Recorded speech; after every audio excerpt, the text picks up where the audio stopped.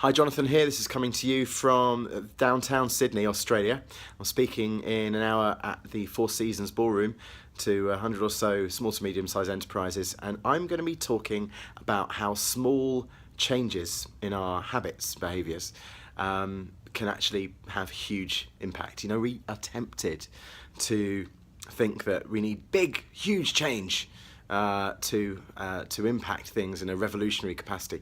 But actually, as Mencius and Confucius before him, the philosophers in China actually looked at the ways that we can adjust the small habits, the small rituals that we have to have a monumental impact. And in fact, we need to actually take the accountability on ourselves to look at what things we can adjust to make a change. And they don't need to be massive things. Sometimes they can be small changes, like walking up the stairs rather than taking the elevators, or passing on the kind of the bread products at breakfast and maybe having a bit more, a couple of slices of fruit instead. They actually make a compound impact difference. And I was reading, funnily enough, at breakfast, over my fruit. The Australian today has the paper, not the person. Well, there's more than one. The Australian paper called The Australian has this outrage on the front cover where the banks are saying that this 5% tax levy that the government are placing on us means that we're going to need to pass on the cost to customers.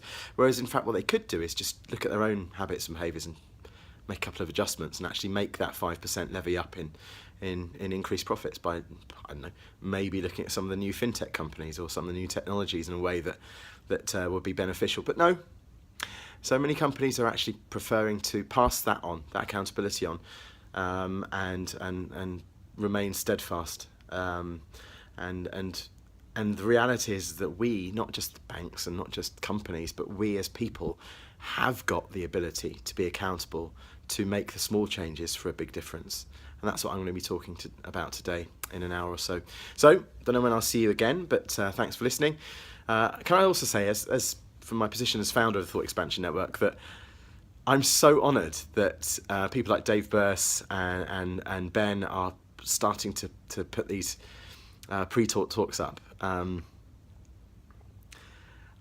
These are the experts, right? These guys and girls, and there are thankfully an equal balance of female speakers in Thought Expansion Network, are people that I watch. I mean, Ros Savage, one of our speakers in 10, is a fascinating woman and brave and courageous, and it's just an honour to be involved. And what Ben did in the Olympics with the Fiji rugby team is just absolutely heroic. And what Dave Burse has done throughout his career in the creative industries and his view on imagination and ideas is just totally excellent. And I'm just honoured to stand aside them and with Miriam as the chief exec of all of this, without which none of this would be possible. So I'm just really honoured to be involved, and things are good, but we can all make small changes still, and we're all learning, right? We're here to learn, and what I call learning is life experience and reduced noise, LEARN, and that's what we're here to do. And I shall see you next time, guys. Bye.